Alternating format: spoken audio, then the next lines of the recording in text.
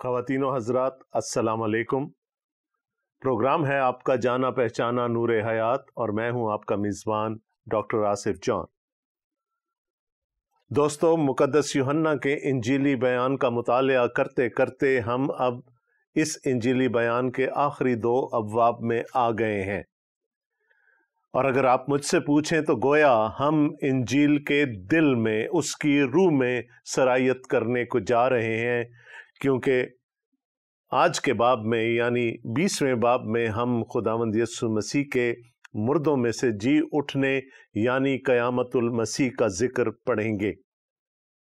یہ انجیل کا دل ہے۔ اگر میرا خداوند مردوں میں سے نہ جی اٹھتا تو آج دنیا کو دینے کے لیے میرے پاس کوئی خوشخبری نہ ہوتی۔ اگر میں قیامت المسیح کی بات کروں، خداوند یسوع مسیح کے مردوں میں سے جی اٹھنے کی بات کروں، تو یہ وہ واقعہ ہے جس کو ہوتے ہوئے کسی انسان نے اپنی نظروں سے نہیں دیکھا۔ یعنی قیامت المسیح کس وقت ہوئی، کیسے ہوئی، کوئی نہیں جانتا، کیونکہ وہاں پر کوئی عینی شاہد نہیں تھا۔ لیکن ہمارے پاس مصدقہ ثبوت موجود ہیں جو ہمیں یہ باور کراتے ہیں کہ خداوند یسوع مسیح یقیناً مردوں میں سے جی اٹھے۔ پچھلے پروگرام میں نے آپ کو بتایا تھا کہ خداوند یسوع مسیح اپنی پیدائش میں بھی جلالی تھے، وہ اپنی زندگی میں، اپنی خدمت میں، اپنی نبوت میں جلالی تھے، وہ اپنی موت میں بھی جلالی ہوئے، اپنی تدفین میں بھی جلالی ہوئے، اور مردوں میں سے جی اٹھنے والوں میں سے وہ پہلا پھل ٹھہرے، جیسے پولس رسول ہمیں کرنتھیوں کے خط میں بتاتے ہیں۔ قیامت المسیح ایک اچھوتا واقعہ ہے۔ اس کی مثال ہمیں کسی اور مذہب میں، کسی اور مذہبی شخصیت میں نظر نہیں آتی۔ جیسا میں نے پہلے کہا، اس واقعے کا کوئی عینی شاہد نہیں ہے۔ جو سب سے بڑا ثبوت ہمارے سامنے آیا وہ خالی قبر تھی اور یسوع مسیح کا کفن تھا جو اس قبر میں پڑا ہوا تھا۔ مقدس یوحنا کے انجیلی بیان کا یہ حصہ کہانی کے طور پر، ایک حکایت کے طور پر بیان کیا گیا ہے، اس لیے میں آج حوالہ آپ کے سامنے نہیں پڑھوں گا۔ ہم کہانی کے ساتھ ساتھ چلتے رہیں گے اور دیکھیں گے کہ قیامت المسیح میں ہمارے لیے کیا اسباق موجود ہیں۔ میں آپ کو لیے چل رہا ہوں مقدس یوحنا کی معرفت لکھی گئی انجیل اور اس کے 20ویں باب میں، اور اس کی پہلی آیت سے یوں لکھا ہے: ہفتے کے پہلے دن مریم مگدلینی ایسے تڑکے کہ ابھی اندھیرا ہی تھا قبر پر آئی اور پتھر کو قبر سے ہٹا ہوا دیکھا۔ پس وہ شمعون پطرس اور اس دوسرے شاگرد کے پاس جسے یسوع عزیز رکھتا تھا دوڑی ہوئی گئی اور ان سے کہا کہ خداوند کو قبر سے نکال لے گئے اور ہمیں معلوم نہیں کہ اسے کہاں رکھ دیا۔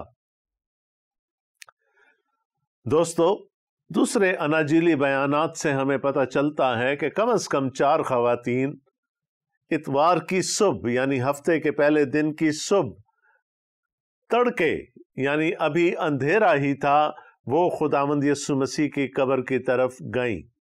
یقیناً جن حالات میں خداوند یسوع مسیح کی موت واقع ہوئی تھی، اگرچہ کہ ان کو ایک شاہانہ تدفین ملی، لیکن تدفین کے بہت سارے لوازمات رہ گئے تھے۔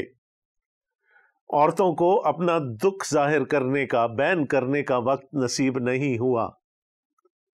یقیناً اگلا دن سبت کا تھا، وہ بیچاری قبر پر نہیں جا سکتی تھیں، قبرستان نہیں جا سکتی تھی، دل مچل رہے تھے، آنکھوں میں آنسو تھے۔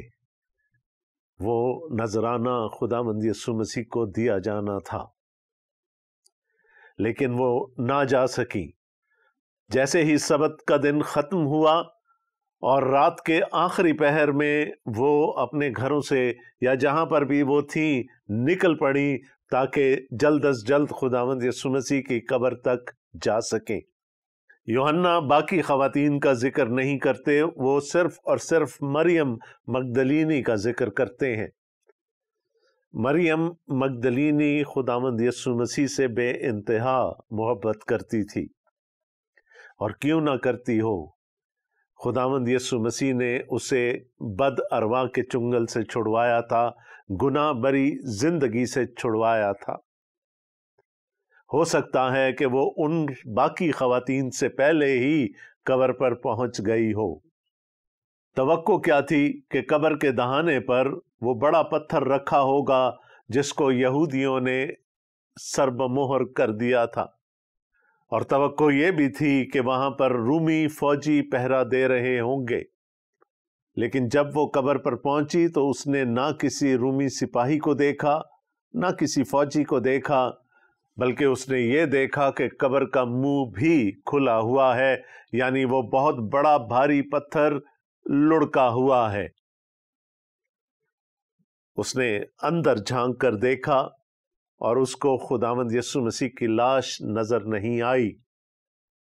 وہ الٹے قدموں قبر سے واپس نکلی اور بھاگتی ہوئی ان دو شاگردوں کے پاس گئی جن کا ذکر ہمیں یہاں پر ملتا ہے، جن میں سے ایک تو بزرگ شمعون پطرس ہیں اور دوسرے یوحنا، جو اپنے آپ کو وہ شاگرد جسے یسوع عزیز رکھتا تھا کہہ کر متعارف کرواتا ہے۔ مریم کی حالت دیکھیے، قبر کھلی ہوئی دیکھی، لاش غائب دیکھی، تو اس نے یہی اندازہ لگایا کہ شاید کوئی خداوند یسوع مسیح کی لاش کو چرا کر لے گیا ہے۔ اس نے واپس آ کر شمعون پطرس کو اور یوحنا کو یہی خبر سنائی، اور یہ سب پھر دوڑتے ہوئے خداوند یسوع مسیح کی قبر پر پہنچے۔ یوحنا جوان تھا، اس لیے وہ پطرس سے پہلے قبر پر پہنچ گیا۔ تیسری آیت میں لکھا ہے، پس پطرس اور وہ دوسرا شاگرد نکل کر قبر کی طرف چلے، اور دونوں ساتھ ساتھ دوڑے، مگر وہ دوسرا شاگرد پطرس سے آگے بڑھ کر قبر پر پہلے پہنچا۔ اس نے جھک کر نظر کی اور سوتی کپڑے پڑے ہوئے دیکھے، مگر اندر نہ گیا۔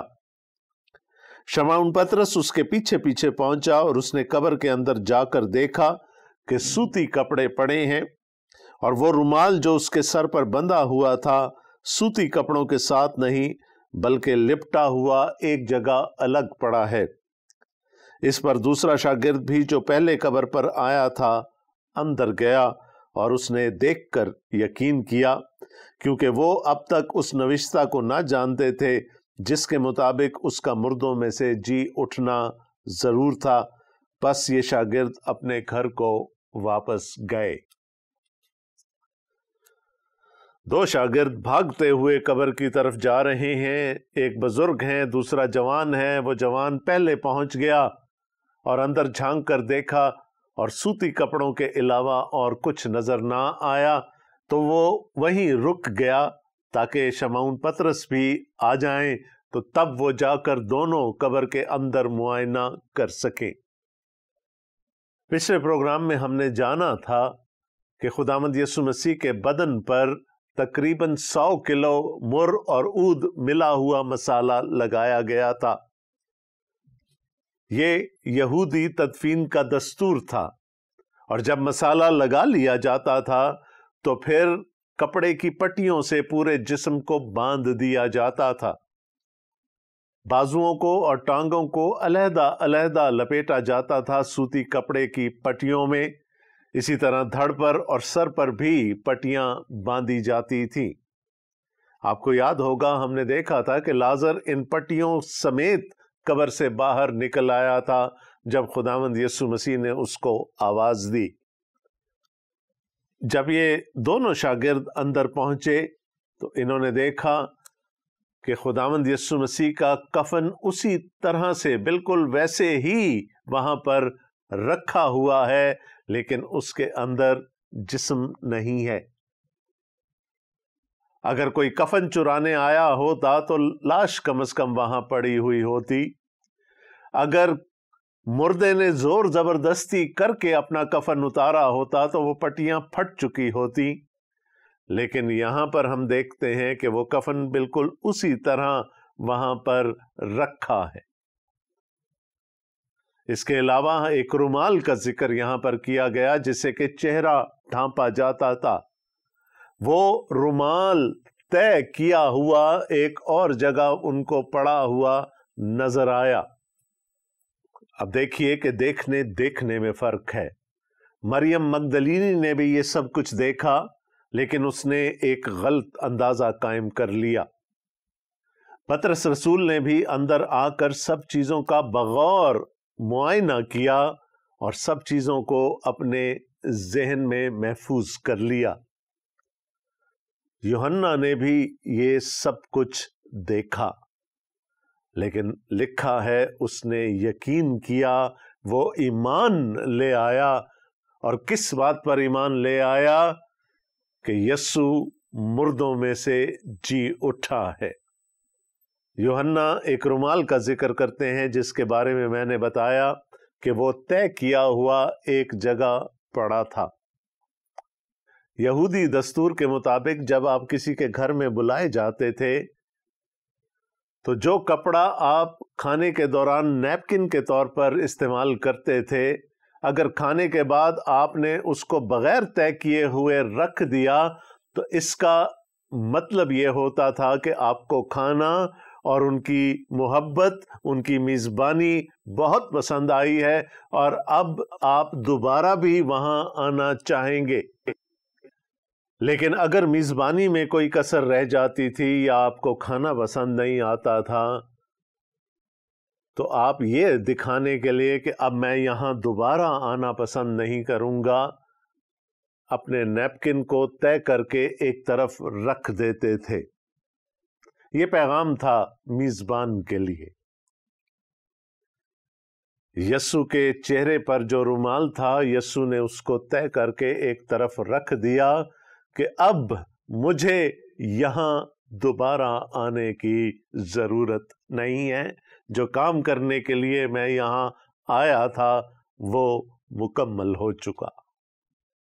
لیکن مریم کے دل کو ابھی تک سکون نہیں ملا تھا۔ 11ویں آیت میں لکھا ہے، لیکن مریم باہر قبر کے پاس کھڑی روتی رہی، اور جب روتے روتے قبر کی طرف جھک کر اندر نظر کی تو 2 فرشتوں کو سفید پوشاک پہنے ہوئے، ایک کو سرہانے اور دوسرے کو پینتانے بیٹھے دیکھا جہاں یسوع کی لاش پڑی تھی۔ مریم ان دونوں شاگردوں کے ساتھ واپس نہیں گئی، وہ رکی رہی، وہ ماتم کرتی رہی، قبر کے باہر کھڑی ہو کر روتی رہی، اور روتے روتے اس نے جب اندر نظر کی تو اس کو وہاں پر 2 اشخاص نظر آئے جن کو یہاں پر فرشتے بتایا گیا ہے۔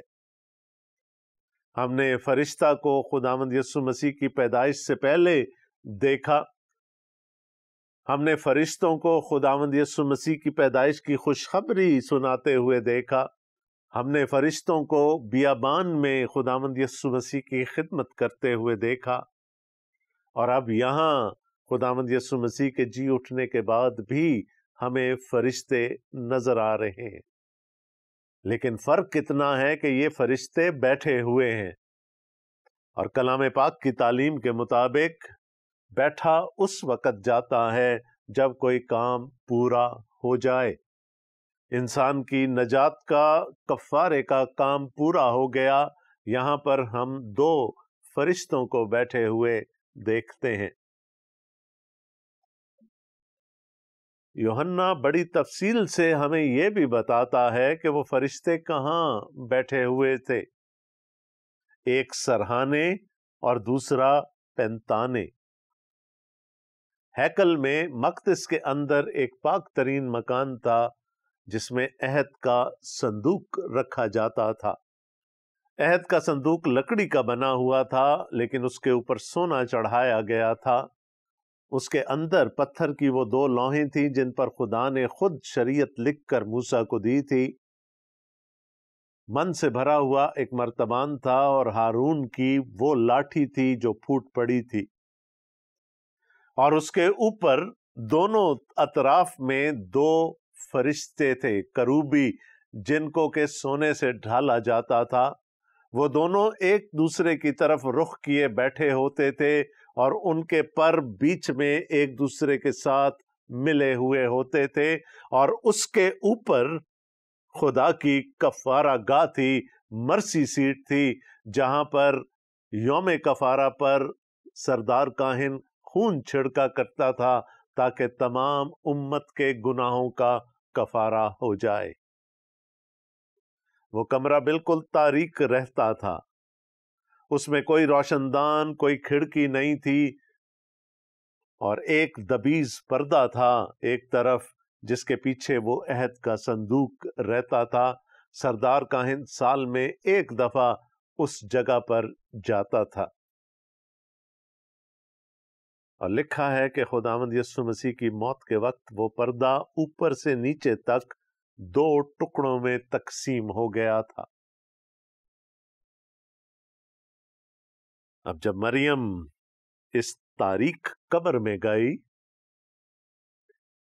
تو ایک فرشتے کو سرہانے اور دوسرے کو پنتانے بیٹھے دیکھا، تو پھر بیچ میں کیا تھا؟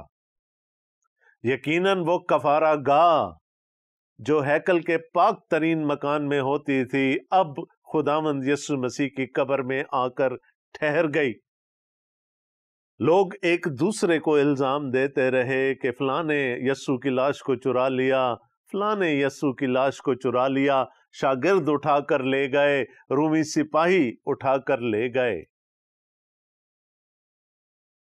لیکن اگر خداوند یسوع مسیح کے مردوں میں سے جی اٹھنے کا کوئی ذمہ دار تھا تو وہ اس وقت اس خالی قبر میں موجود تھا، وہ اپنی کفارہ گاہ پر بیٹھا ہوا تھا، جس کفارہ گاہ پر خداوند یسوع مسیح کے خون کے چھینٹے پڑے تھے۔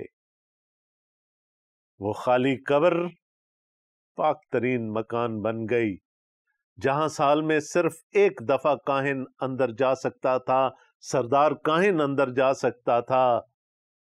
یہ عورت جس کا ماضی کوئی نہایت تابناک نہیں تھا، یسوع کو ڈھونڈتے چلتے چلتے خدا کی حضوری میں آ گئی۔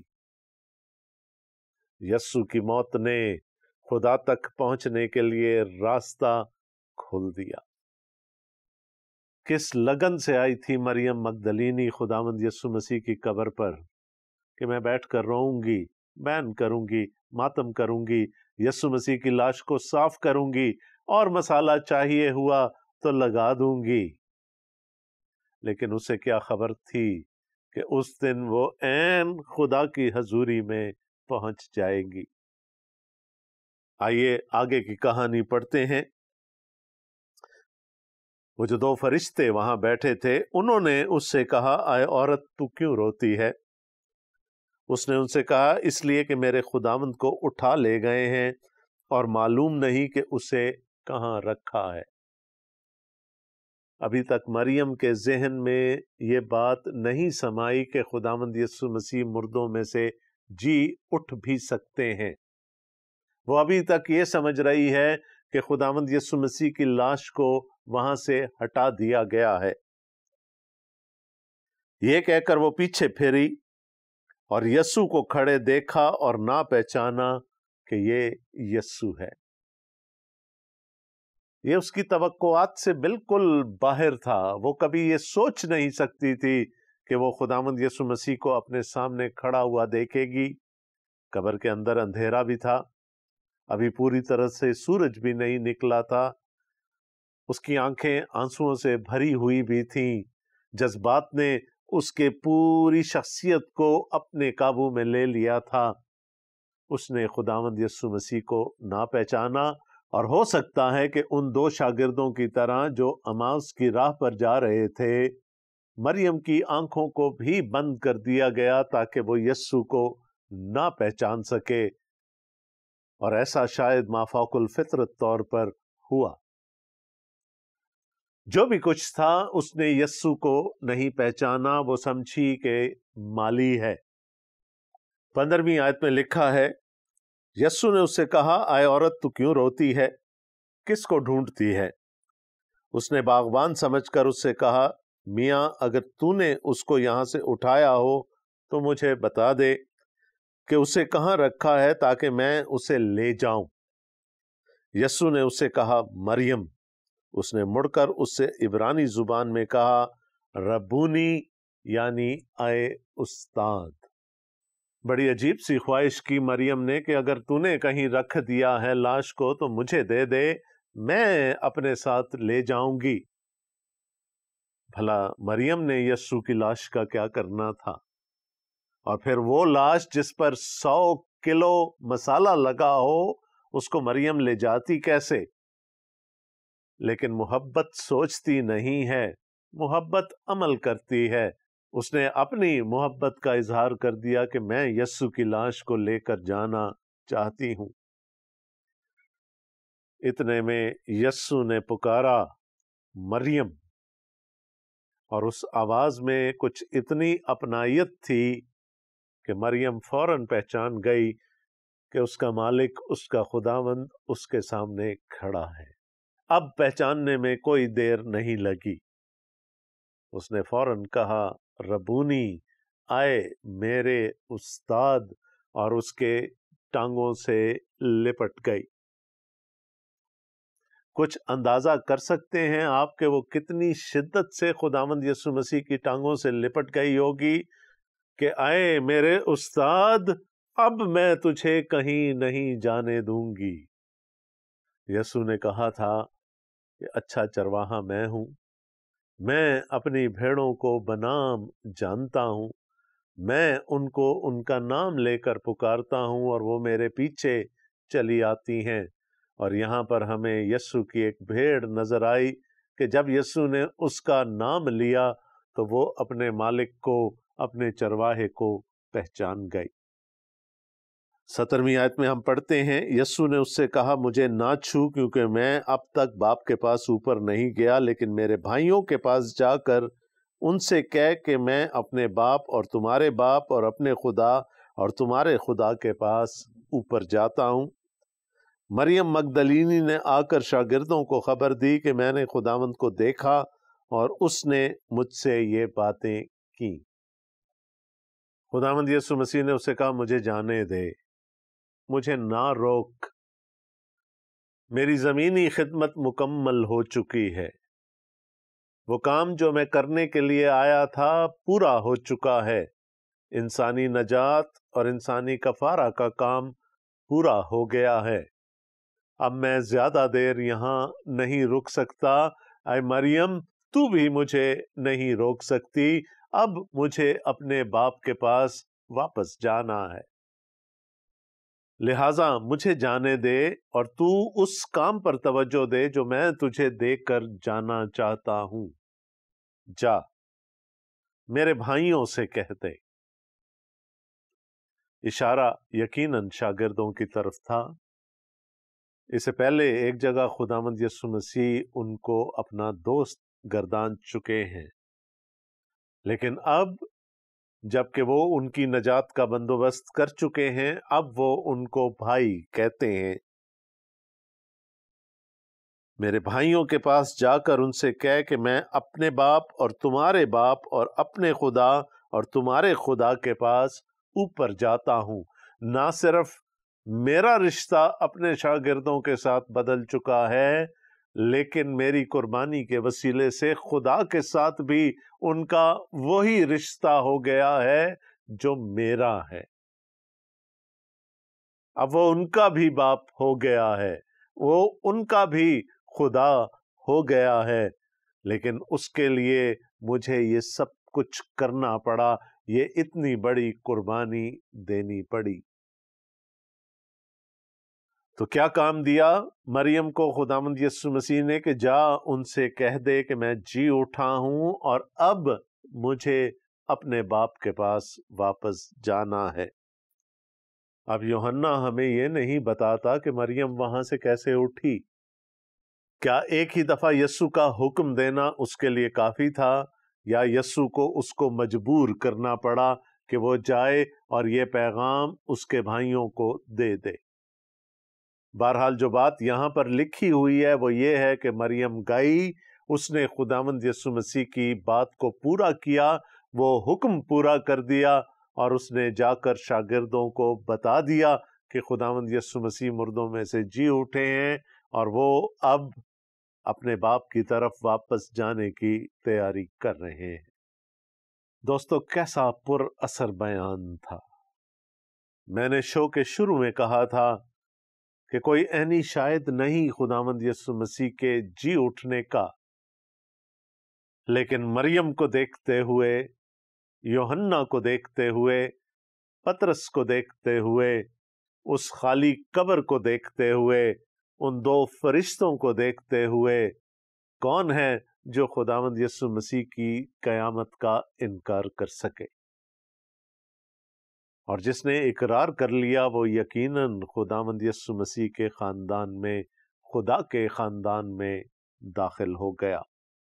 دوستو، کہانی ابھی جاری ہے لیکن پروگرام کا وقت ختم ہو گیا ہے۔ دیکھنا نہ بھولیے گا پروگرام نور حیات کی اگلی قسط۔ اور ہاں، اگر آپ کے ذہن میں کوئی سوال ابھرے تو ہم سے رابطہ کیجئے۔ اگر ہمیں آپ کوئی قیمتی مشورہ دینا چاہتے ہیں، اپنی رائے ہم تک پہنچانا چاہتے ہیں تو تب بھی ہم سے رابطہ کیجئے۔ ہم سے رابطے کی تمام تر تفصیلات اس وقت آپ کی اسکرین پر نمودار ہو رہی ہوں گی۔ آخر میں میری یہ دعا ہے کہ خدا تعالی ہمارے لیے یہ ممکن بنائیں کہ اس بڑے عظیم واقعے کو ہم ایک کہانی سمجھ کر رد نہ کر دیں، بلکہ قیامت المسیح پر ایمان لا کر ہم اپنی قیامت کو کنفرم کر لیں۔ آمین۔ اپنے میزبان ڈاکٹر آصف جان کو اگلے پروگرام تک کے لیے اجازت دیجیے۔ خدا حافظ۔